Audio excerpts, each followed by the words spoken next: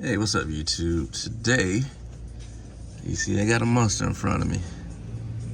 Broke drive shaft for a 4matic Benz 2012. So, customers complaining about it was making noise, but it actually ripped apart. You kind of see everything. But what I didn't show was the part on taking the exhaust down out of the way.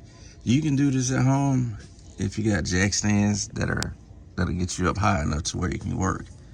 So what I did for this is I'm still working. So I got two of the bolts out, which I had to use an impact for, because if you try to use a regular ratchet with this, it's gonna spin around and everything's not gonna allow you to work. So what I ended up using was, I think this is T55. Yeah, T55 socket. So I put an impact on there, got it lined up, zipped it out. So it comes off easier that way versus trying to use a big ratchet like I was doing at first. Drive shaft broke. As you can see, it's still in the transmission. I slid part of it out. A lot of people say you had to drop the engine cradle or whatever to get to it, but I kind of see a way where I can maneuver everything around to where you don't have to do all of that to get the new one on. So once I slide this one off, it's gonna go forward. I kind of put it up above that part. The only thing is, when you put it back together, you're gonna have limited space to work with. But if I'm thinking right, you'll have enough space to get everything back in there to make it work without having to lower the frame or anything, or lower the transmission mount.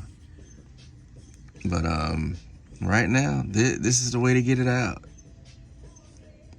I may do a part 2 to this later on, but right now it seems to be working the way I want to, and I'll be coming back with the reinstallation. All right, so I ended up getting the broken drive shaft out and out of the way and everything else, as you can see. So while I was doing that, I got it to pop off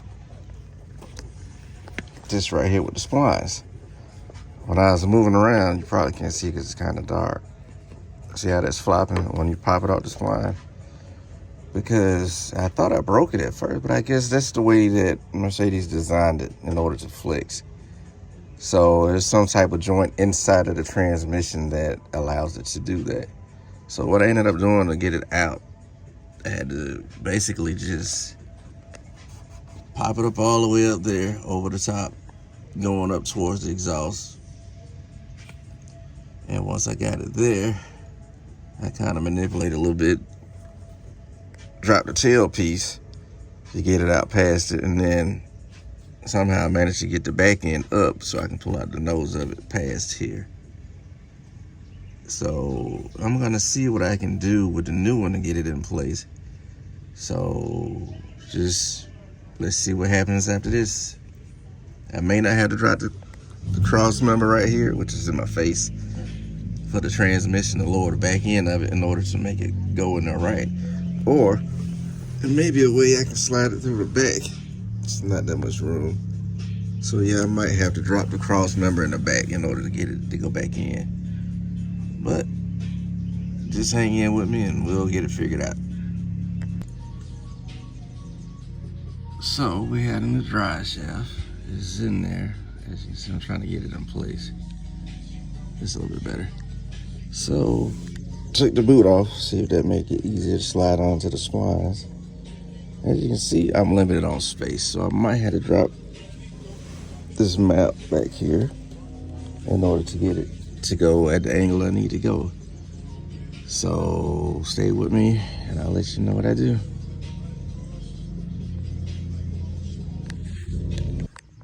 All right, so we're back up under the Benz. So it's in, right?